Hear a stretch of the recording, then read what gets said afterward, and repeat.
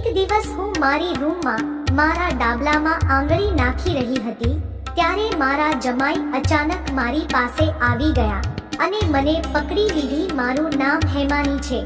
હું માત્ર 38 વર્ષની છું. હું હજી યુવાન દેખાવ છું અને મારા શરીરને જાળવીને રાખું છું અને મારો રંગ સફેદ છે. હું ડેલી કસરત પણ કરું છું એટલે મારું શરીર જોરદાર છે. મારા પરિવારમાં હું, મારા પતિ, મારો છોકરો અને મારી એક છોકરી છે.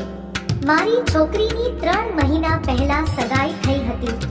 એનો થનાર પતિ મુંબઈમાં રહે છે અને અમે લોકો દિલ્હીમાં રહેતા હતા.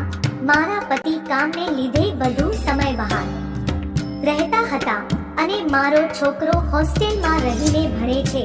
એકવાર મારી દીકરીને નોકરી મળી એટલે તે ટ્રેનિંગ માટે ગઈ હતી ત્યારે મારા પતિ પણ કામના લીધે બહાર ગયા હતા અને રાત્રે જમાઈ આવ્યા.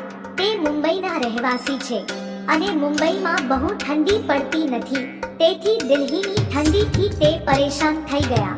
તેણે રાત્રે 2 ધાબળા લીધા અને બીજી રૂમમાં સૂઈ ગયા. અમે બંને એક જ ઘરમાં પણ અલગ અલગ રૂમમાં સૂતા હતા. રોજની જેમ હું મારી ડાબલીમાં મારી આંગળી નાખી અને તેને સાફ કરી રહી હતી. મને ખ્યાલ પણ ન હતો કે મારો અવાજ સાંભળીને મારા જમાઈ મારા રૂમ પાસે આવ્યા અને પછી એ રૂમની અંદર આવી ગયા. મને આ વાત એ ક્યારે મારી રૂમમાં આવી ગયા અને મારા પલંગ પાસે આવી હટાવ્યો. મને આ રીતે જઈને તેની આંખો પહોળી થઈ ગઈ. હવે આ ઘટના અચાનક બની ગઈ એટલે હું થોડી ડરી ગઈ અને શરમાઈને નીચે જોવા લાગી. ત્યારે તે બોલ્યા, જ્યારે હું તમારી સાથે છું પછી તમારે આ ડાબલો સાફ કરવાનું મને કહેવું જોઈતું હતું. આટલું કહીને તેણે મારો ડાબલો સાફ કરવા લાગ્યા. મને લાગ્યું કે આ બરાબર નથી એટલે મેં એને ના પાડી પરંતુ એને કંઈ ના સાંભળ્યું અને તે ગાંડા ની જેમ મારો ડાબલો ખખડાવવા લાગ્યા.